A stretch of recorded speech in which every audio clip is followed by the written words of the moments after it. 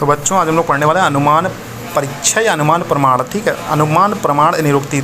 अनुमान दो शब्दों से मिलकर बना है, अनु प्लस मान। अनु का अर्थ होता है पश्चात और मान का अर्थ होता है ज्ञान। अर्थात अनुमान का अर्थ होता है जिसके लक्षणों को देखकर जिसके यह लक्षण स्थापित हो उसका ज्ञान होना।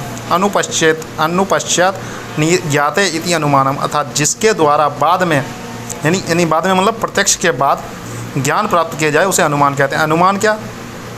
अनुमान इति कारणम अनुमानम, अनुमिति के ज्ञान के कारण को यानी साधन को अनुमान कहते हैं। अनुमानम खलु तर्को युक्ति अपेक्षा, अर्थात युक्ति के आधार पर जो तर्क किया जाता है उसे अनुमान कहते हैं। अर्थात तर्क सहित युक्ति को अनुमान कहते हैं। जैसे अग्नि जरण शक्तिया, अर्थात किसी भी मनुष्य की अग्नि की परीक्षा उसकी जरण शक्ति द्वारा की जाती है। देखो जो बल की शक्ति होती है वो कहीं ना कहीं व्यायाम के द्वारा, मतलब कितनी, जैसे एक आदमी है वो 50 पुशअप लगा सकता है, एक आदमी है वो 20 पुशअप लगा सकता है। जो 50 पुशअप लगाता है उसके पास बल ज़्यादा है, ऐसे पता किए जाते हैं।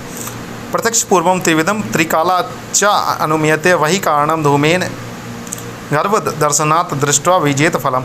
ठीक है, श्लोक नहीं याद करना, इसकी सिर्फ हिंदी याद करनी है। क्या है? अनुमान प्रत्यक्ष पूर्वक होता है, अर्थात जिनको कभी प्रत्यक्ष हुआ हो परंतु वर्तमान में उसकी उपलब्धि ना हो, तो फिर भी उस वस्तु के सादृश वस्तु को देखकर अनुमान का होना कि वह वस्तु या विषय पूर्व की भांति ही है। यह अनुमान 3 प्रकार का होता है और इसके द्वारा तीनों कालों का ज्ञान किया जा सकता है।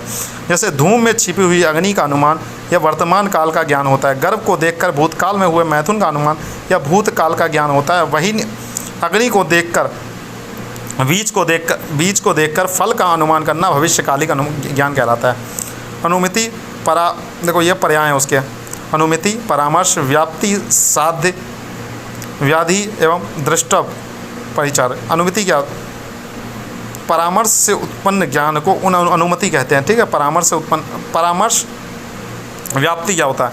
व्याप्ति युक्त परम पक्ष धर्माता ज्ञान को परामर्श कहते हैं। देखो देखो पहले अनुमिति क्या होता है? परामर्श से उत्पन्न ज्ञान को अनुमिति कहते हैं। अब परामर्श क्या होता है? फिर पहले परामर्श से उत्पन्न ज्ञान को हम लोग अनुमिति कहेंगे, फिर अब परामर्श के बारे में पढ़ते हैं। व्याप्ति युक्ति पक्ष धर्माता ज्ञान को परामर्श कहते हैं। सहचर्य, देखो फिर हम लोग व्याप्ति आ गया इसमें, फिर हम लोग व्याप्ति के बारे में पढ़ेंगे। सहचर्य नियम को व्याप्ति कहते हैं। पक्ष धर्माता, धूम आदि के पर्वत आदि का होने का व्याप्य पक्ष धर्माता कहते हैं। पक्ष क्या होता है? संदिग्ध स्थल को पक्ष कहते हैं। इसमें क्या होता है? जहाँ पर हमें मतलब जैसे पहाड़ों पर अग्नि है तो पहाड़ क्या है? संदिग्ध स्थल है, क्योंकि वहाँ पर अग्नि हो सकती है, तो उसे पक्ष कहते हैं। उदाहरण अगर हम लोग देखो, उदाहरण हमने दोनों टाइप के लिए हैं, हेतु, साध्य और पक्ष। हेतु क्या है? अग्नि है। साध्य क्या है? धूम है। और पक्ष क्या है? पर्वत है। अगर हम यहाँ पर बात करें, अगर हम फीवर की बात करें तो फीवर का हेतु क्या हो सकता है? पॉजिटिव डिजीज़, जैसे वायरस से फीवर हुआ हो, बैक्टीरिया से फीवर हुआ। साध्य क्या है? यहाँ पर धूम था, यहाँ पर बॉडी टेम्परेचर है। साध्य माने क्या? मतलब सिम्टम्स हैं उसके एक तरीके। पक्ष माने क्या होगा? पक्ष माने संदिग्ध स्थल। संदिग्ध स्थल मतलब हम लोग क्या क्या मतलब संदिग्ध हो रहा क्या क्या? फीवर का कारण क्या क्या हो सकता है? तो टाइफाइड फीवर हो सकता है, वायरल फीवर हो सकता है। ठीक है। हेतु, यशस्य ज्ञानेन पक्षे साधस्य सिद्धि भवति सा हेतु, अर्थात जिसके द्वारा साध्य की पक्ष में सिद्धि होती है उसे हेतु कहते हैं। हेतु क्या होता है? मतलब जो हमने बताया, जैसे साध्य जो बताया है, जैसे बॉडी टेम्परेचर और वो बताया है, तो उसकी हम लोग क्या करते हैं? उसकी सिद्धि करते हैं। देखो जैसे हमने साध्य बताया बॉडी टेम्परेचर की हम लोग सिद्धि किसके द्वारा कर रहे हैं? हेतु को व्याप्य या साधन भी कहते हैं। हेतु को कहते हैं व्याप्य या साधन भी कहते हैं। देखो ये थोड़ा सा कॉम्प्लिकेटेड चैप्टर है, लेकिन ये बहुत इंपॉर्टेंट चैप्टर भी है, क्योंकि इससे 10 नंबर का क्वेश्चन हर बार आता है, तो कहीं ना कहीं इसे ध्यान लेके पढ़ना होगा। ठीक है। पक्ष क्या होता है? संदिग्ध आर्ध स्थान पक्षा। संदिग्ध स्थान को पक्ष कहते हैं, अर्थात जिस साध्य को संदेह होता है उसे पक्ष कहते हैं। हेतु और साध्य, ठीक है, ये वाले पढ़ लिया हमने। हेतु भी पढ़ लिया। हेतु क्या मतलब? कारण होता है एक तरीके से। हेतु को व्याप्य या साधन भी कहते हैं। ठीक है। साध्य क्या होता है? साधनीय विषय पक्षम आसित अनुमान ग्रह साध्य, जो साधनीय विषय है या जिसको सिद्ध करना हो, जिस वह पक्ष आसित हो तथा अनुमान ग्रह उसे साध्य कहते हैं। जिसको हमें सिद्ध क्या करना है? हमें सिद्ध करना है कि बॉडी टेम्परेचर बढ़ा हुआ है। बॉडी टेम्परेचर अब हम लोग हेतु का प्रयोग करेंगे, किसके कारण बढ़ा हुआ बॉडी टेम्परेचर? भाई हाइपर पायरेक्सिया में क्या होता है? फीवर आता है। फीवर किसकी वजह से आता है? हम लोग ये देखेंगे। ठीक है। दृष्टांत, लोक व्यवहार दृष्टांत को उदाहरण कहते हैं। जैसे उदाहरण में हम लोग क्या लेते हैं? फीवर आया, टाइफाइड फीवर, तो हम लोग उदाहरण देते हैं। जैसे टाइफाइड ये उसके समान फीवर है, विषम ज्वर के समान फीवर है, ठीक है, उसे उदाहरण कहते हैं। व्याप्ति क्या होता है? व्याप्ति शब्द दो वर्णों से मिलकर बना है, व्या प्लस आपति, विशेषण आपति इति व्याप्ति, अर्थात विशेष रूप से प्राप्ति या लाभ व्याप्ति कहलाता है। व्याप्ति को सामान्य अर्थ होता है ऐसा नियम जिसके द्वारा वस्तु के विषय या दूसरी वस्तु या विषय का हमेशा बना रहना। देखो कोई वस्तु विषय है, उसके दूसरा वस्तु विषय में हमेशा बना रहता है। व्याप्ति माने क्या? हमेशा कोई चीज़ बनी रहे, जैसे कि अग्नि में उष्णता बनी रहती है हमेशा। यत्र यत्र धूमेश तत्र तत्र अग्नि सहचर्या नियम व्याप्ति। देखो जहाँ जहाँ धुआं होगा, मतलब जो एक तरीके से कह सकते हो समवाय संबंध, जैसे व्याप्ति को समवाय संबंध से समझ सकते हो। जैसे जो चीज़ हमेशा बनी रहे, जैसे हमारे शरीर और आत्मा जब तक हम लोग जीवित रहेंगे तब तक बनी रहेगी ना, तो ये व्याप्ति हो गई, ठीक है। सहचर्य नियम मतलब हमेशा जो साथ रहे। जल में उष्णता थी, है और रहेगी। आग में उष्णता नहीं, जल में शीतलता थी, है और रहेगी। आग में उष्णता थी, है और रहेगी, मतलब सहचर्य नियम जो कभी ना अलग हो, ठीक। यहाँ पर धूम और उसका एग्जाम्पल दिया गया। अब व्याप्ति के भेद दिए गए। अन्वय व्याप्ति, व्यक्तिरेक व्याप्ति, ठीक। अन्वय का अर्थ होता है साथ रहना, एक के रहने पर दूसरा भी वहाँ उपस्थित ना, उसे अन्वय व्याप्ति कहते हैं। जहाँ जहाँ धूम है वहाँ वहाँ अग्नि है। जैसे महानस क्या होता है? किचन होता है हमारा, ठीक। व्यक्ति विपरीत यह अवयव अन्वय के विपरीत होता है और अभाव रूप में रहता है। इसका तात्पर्य यह होता है कि साध्य के अभाव में साधन का भी अभाव हो जाना, दूसरे का अभाव हो जाता है। जहाँ धूम नहीं है वहाँ अग्नि। यहाँ पर मतलब इसका उल्टा, इसमें कहा गया है कि जहाँ जहाँ धूम होगी वहाँ अग्नि होगी।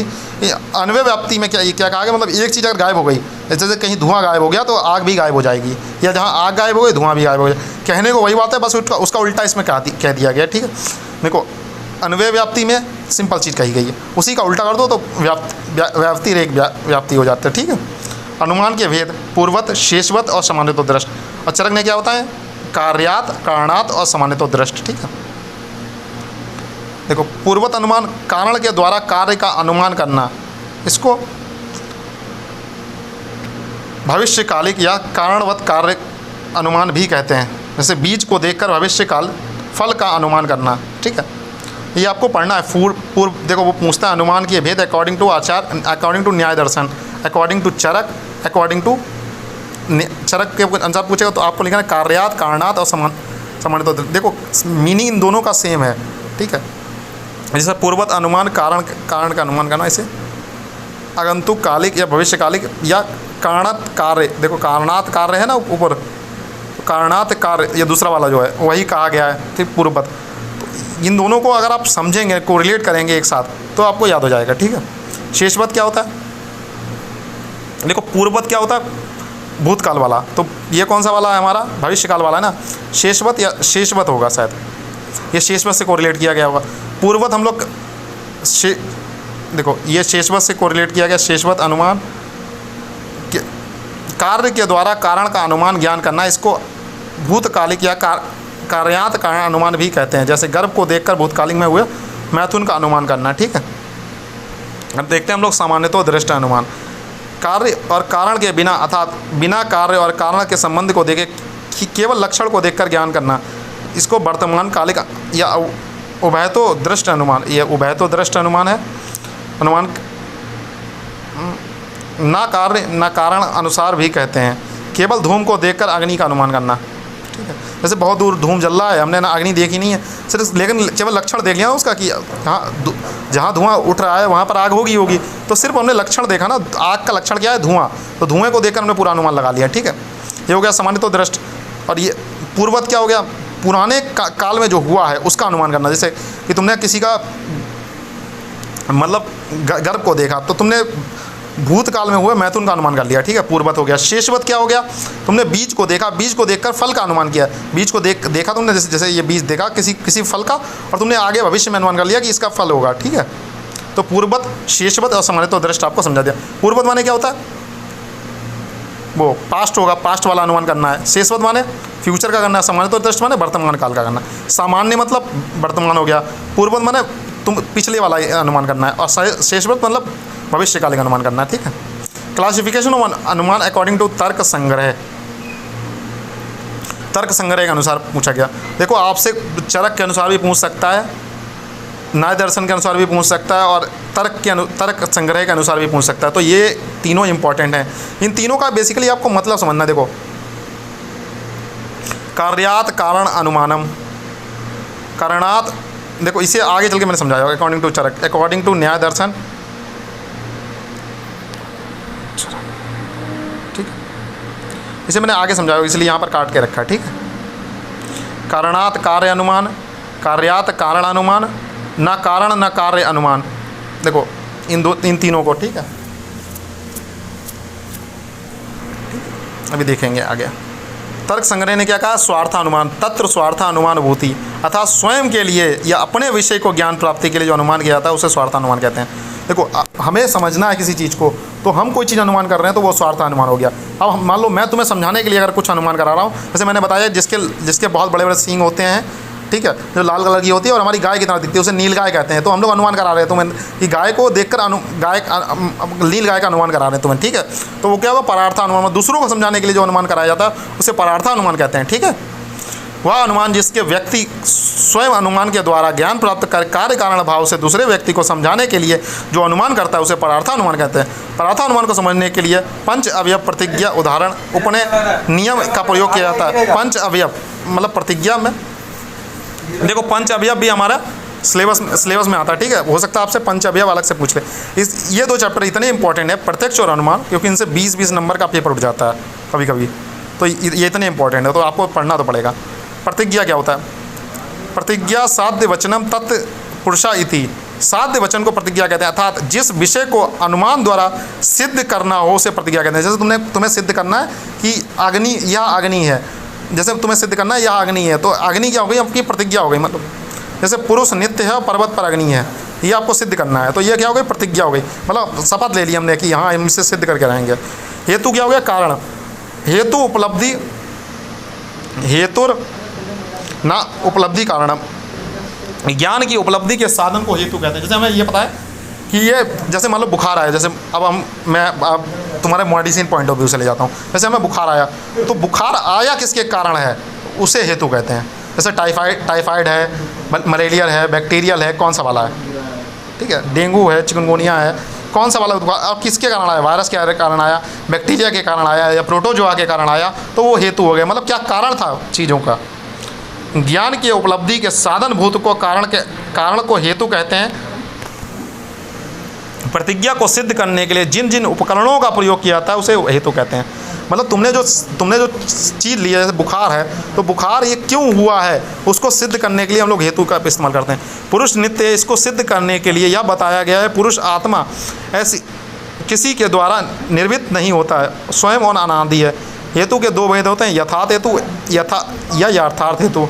तो यथार्थ हेतु क्या, जो साध्य को सिद्ध करने में असमर्थ हो उसे यथार्थ हेतु करने, जो साध्य को सिद्ध करने में, मतलब जो तुम्हारा साध्य है, मतलब जो तुम्हारा स्थान है, जैसे कि पर्वत पर अग्नि है, इसको सिद्ध करने में कोई सामर्थ्य है तो उसे यथार्थ हेतु कहते हैं, और नहीं सामर्थ्य है तो अयथार्थ हेतु हो जाएगा। दृष्टांत माने होता है उदाहरण। जिस स्थान या विषय पर मूर्ख एवं विद्वानों द्वारा की बुद्धि से एक समान समझाया उस उदाहरण को लोग प्रसिद्ध लोग दृष्टांत कहते हैं। देखो जिसको मतलब सब लोग कोई समझ सके, जैसे मैं भी समझ सकूँ, तुम भी समझ सको, कोई ना पढ़ा हुआ वो भी समझ सके, जो बहुत ज़्यादा पढ़ा हुआ वो भी समझ, मतलब मूर्ख लोग भी समझ सकें अच्छी तरीके से और विद्वान लोग भी समझ सकें। ऐसे को हम लोग ऐसे उदाहरण को हम लोग क्या कहते हैं, दृष्टांत कहते हैं। बेसिकली दृष्टांत का मतलब होता है उदाहरण, ठीक है। जैसे अग्नि उष्ण है, किसी से पूछ लो भैया आग कैसी होती है, वो कहेगा गर्म होती है। पृथ्वी स्थिर है, कहा था पृथ्वी स्थिर है, ठीक है। सूर्य प्रकाश है, मतलब सूर्य से प्रकाश उगता है, ठीक है। दृष्टांत दो भेद होते हैं, साधा दृष्टांत व धर्म दृष्टांत। उपनय उदाहरण के द्वारा साध्य का समर्थन करना उपनय कहलाता है।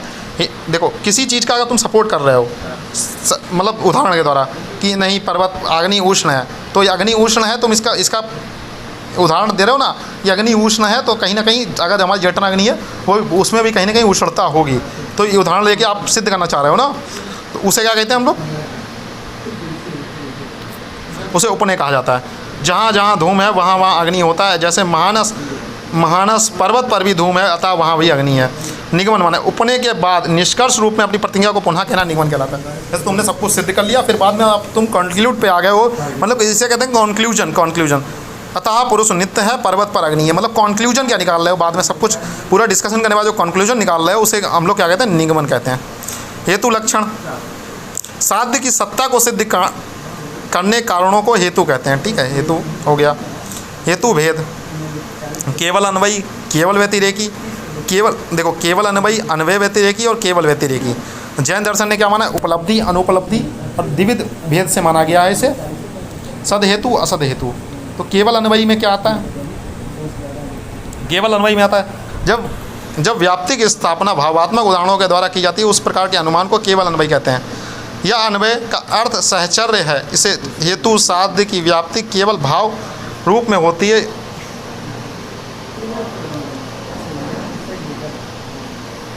इसमें कोई उदाहरण ना बताया जा सके, ठीक है, सिर्फ भाव रूप से हो तो उसे केवल अन्वयी कहते हैं। जैसे हेडेक इज़ कॉमन इन, देखो headache common in every fever. जैसे हमें पता है सिर दर्द सारे बुखारों में आता है, लेकिन इसमें हम ये नहीं बता सकते कि सिर दर्द किस हेतु, मतलब कारण क्या है इसका सिर दर्द का।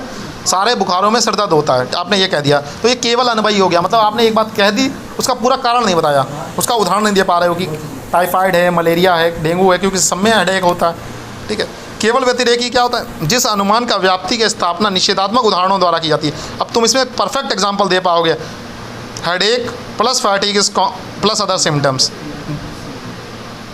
देखो फैटिक एंड लेथार्जिनस भी मिलता है, क्या क्या उदाहरणों द्वारा की जाती है। अनुमान को केवल व्यतिरेकी कहा जाता है। इसमें हेतु साध्य की केवल अभाव, हेतु साध्य की व्याप्ति केवल अभाव के रूप में होती है, अर्थात यहाँ हेतु नहीं, वह साध्य भी नहीं होगा। जैसे फीवर में लेथार्जिनस भी मिलती है।